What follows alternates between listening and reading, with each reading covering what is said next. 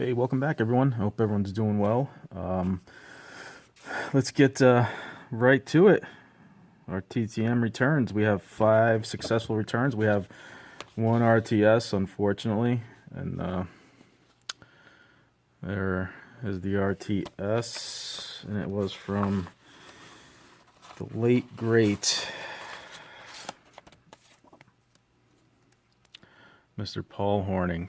There it is. Unfortunately, I missed out on that. I actually sent it the first time. It got sent back. I sent it again, and then news of him passing on was announced. So I guess that would explain why it was sent back the first time. Unfortunately, rest in peace, sir.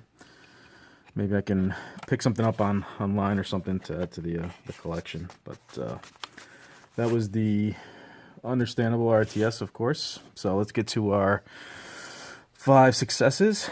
All right, our first one comes to us from Salt Lake City, Utah. 2 of 2 free, and it was 169 days. All right, so this former NBA star played his entire 11-season career with the Utah Jazz. He actually credits Wilt Chamberlain with giving him advice while at UCLA, with helping him become the defensive stalwart that he became. He holds the all-time records for total blocks, 456, and blocks per game at 5.56 in a season. He achieved both of those in the 84-85 NBA season. And it's a record that may never be broken.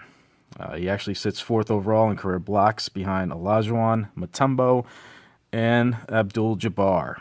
And he's none other than, as you may have figured, I know Chad over at Cool Plastics just got him back as well. And there he is, Mr. Mark Eaton. Very cool. This is the 91 NBA Hoops. And this is him on the 93 Upper Deck. Very cool. Put that there. Thank you so much, Mr. Eaton, for signing. He's much appreciated. All right, next up we have a 5 of 5, and this was $2 each, and it was 13 days out of Santa Clarita, California. So this next player, as the son of a ball player, this player learned the game of baseball at an early age. During the summer of 1967, he lived in Brookline, Massachusetts, while his dad played for the Boston Red Sox. There was a park near the residence where he and his dad were often seen playing catch together. The youngster developed his skills on the sandlots of Miami.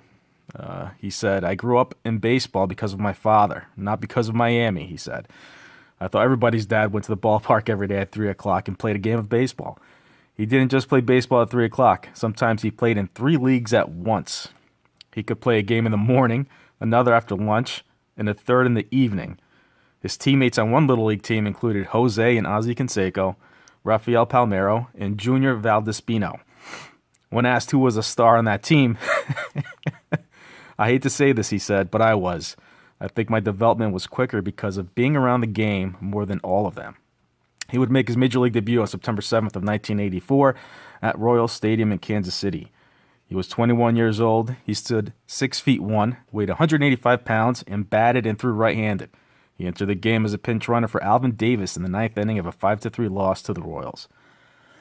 His next appearance came in Seattle's Kingdome on September 11th. The Mariners and the Texas Rangers were tied 3-3 in the bottom of the 9th inning. The bases were loaded with 2 outs. He hit a game-winning RBI single. In his first Major League at-bat, he had a walk-off hit. And this player is none other than Jose Tartabull's son, Danny Tartabull. There he is on the 85 Flair, rookie. There he is on the 90 Flair. These look good signed, I have to say. There he is on the 87 Topps Gold Cup. 87 Donruss. There he is on the 88 Donruss Diamond Kings. Very cool. Let's put him there. Thank you so much, Mr. Tartabull. It is much appreciated. All right, let's get on to our next return. This is a 5 of 6. I actually told him to keep some of the dupes that were in there, duplicates. He only kept 1. So he sent 5 back signed, and there was no fee, and it was 57 days out of South Suburban, Illinois. Actually, since I put so many cards, I threw in $5 donation actually in this one. So, but for the most part, he's free. He doesn't charge. All right, so this next return is another father-son duo who played in the bigs. They have a combined 27 years pitching in the majors, both he and his dad. The former playing for 15 seasons and winning a World Series with the Cleveland Indians, and was a 2-time All-Star. The latter pitching in 12 MLB seasons and helping to lead the 1984 Cubs to the World Series. He was the opening day starter that season and a former first-round draft pick of the Chicago White Sox. For many years, they held the most wins by a father-son pitching combination in the big leagues. This has since been surpassed by the Stottlemyres. Since wrapping up his Major League Baseball career, he has displayed a passion for teaching the game, running baseball camps throughout the world. He has also authored 2 books, one children's book called Loosey Goosey Baseball, and the other one he wrote about himself and his father. That book is called Home Plate, the journal of the most flamboyant father and son pitching combination in Major League history. His dad has more wins than the other more famous Dizzy in the Hall of Fame. But Dizzy Trout was an interesting character. It's worth reading up on him. He was definitely an interesting person. All right, and since I gave it away, this is his son, Mr. Steve Trout. There he is on the 81 Topps, and there they are together. There's Dizzy Trout, Steve Trout. I sent 2 of these, and he actually kept the other one, which is cool. There he is on the 85 Topps. 87 Topps. There's on the 85 Topps again, which I told him to keep them, but he sent it back. So it's much appreciated, sir. And he also wrote a note to check him out on Cameo. Just you can go on there and have former athletes send videos and whatnot, which is pretty cool. So he's definitely on there. If you want to check him out. So thank you very much, Mr. Trout, for taking the time. It is greatly appreciated, my friend. All right.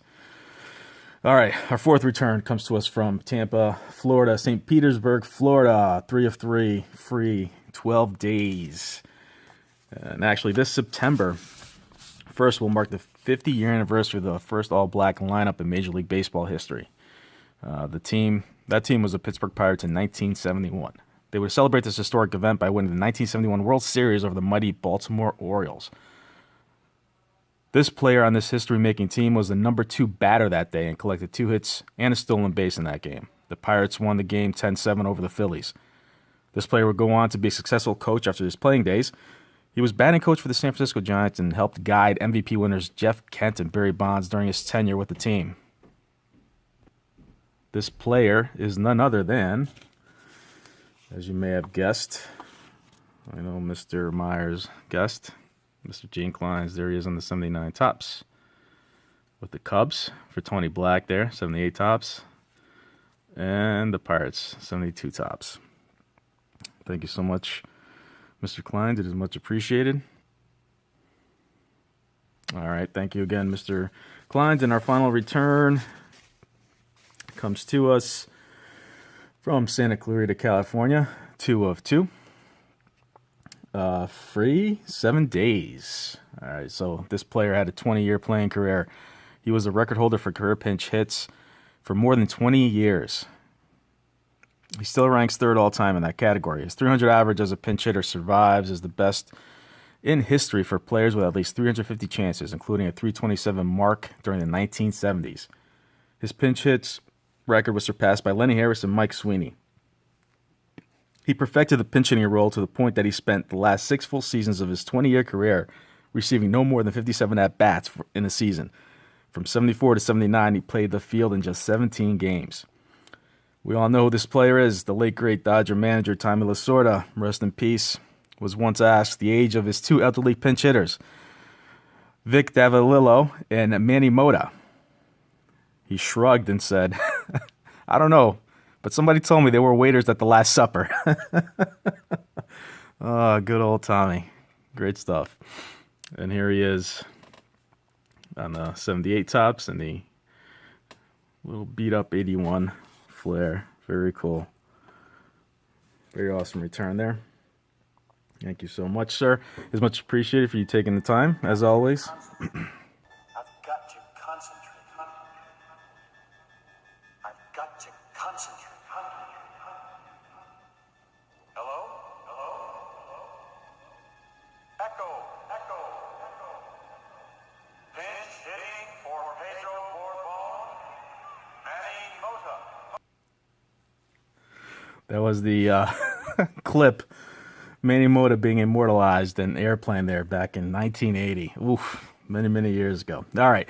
Thank you so much to everyone here that signs for me. I appreciate it sincerely, and thank you all as well for watching, as always, for the support. Please don't forget to like, subscribe, and comment, and hit that notification bell. Thank you all, and I'll see you guys next time. Take care.